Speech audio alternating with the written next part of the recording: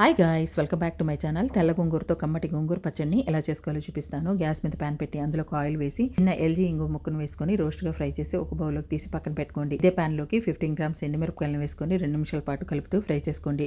ఇందులోకి 1 table spoon ధనియాలు, 1 table spoon జీలకర్ర, 1/2 టేబుల్ స్పూన్ మెంతులు, 1/2 టేబుల్ స్పూన్ ఆవాలు వేసుకొని చిటపటపన్న తర్వాత అన్ని ఒక ప్లేట్లోకి షిఫ్ట్ చేసేసుకోండి. ఇదే ప్యాన్లోకి ఆయిల్ వేసి ఆయిల్ హీట్ అయిన తర్వాత వెల్లుల్లి అలాగే క్లీన్ చేసి పెట్టిన గోంగూర, రుచికి తగినంత సాల్ట్ వేసి మూత పెట్టి గోంగూర ఉడికేదాకా ఉడికించుకోవాలి. గ్యాస్ని లో టు హై ఫ్లేమ్ పెట్టుకుంటూ గోంగూర ఉడికిపోయిన తర్వాత 2 టమాటాలని అలాగే చిన్న గోలీ సైజ్ అంత చింతపండుని వేసి మూత పెట్టి టమాటా మగ్గేదాకా మగ్గించుకోవాలి. టమాటా మగ్గిపోయిన తర్వాత గ్యాస్ ఆఫ్ చేసి పక్కన పెట్టుకోండి. ఇప్పుడు పోపు వేసుకోవడానికి ఇంకో ప్యాన్ పెట్టి అందులో పోపుకు సరిపడినంత ఆయిల్ వేసుకొని ఆయిల్ హీట్ అయిన తర్వాత పోపు దినుసులు, వెల్లుల్లి, ఎండుమిర్చి, కరివేపాకు వేసుకొని ఫ్రై అయిపోయిన తర్వాత గ్యాస్ ఆఫ్ చేసుకోండి. మిక్సీ జార్ తీసుకొని అలాగే ఎండుమిర్చి, రుచికి తగినంత సాల్ట్ వేసి ఒక తిప్పిన తర్వాత గోంగూర వేసి ఒక తిప్పండి. ఆనియన్ వేసి ఒక తిప్పిన తర్వాత పోపు వేసి కలిపేసుకోవడమే. వేడి వేడి అన్నంలోకి నెయ్యి వేసుకొని తింటుంటే అదిరిపోద్ది. వీడియో నచ్చితే లైక్ చేయండి, షేర్ చేయండి. థ్యాంక్స్.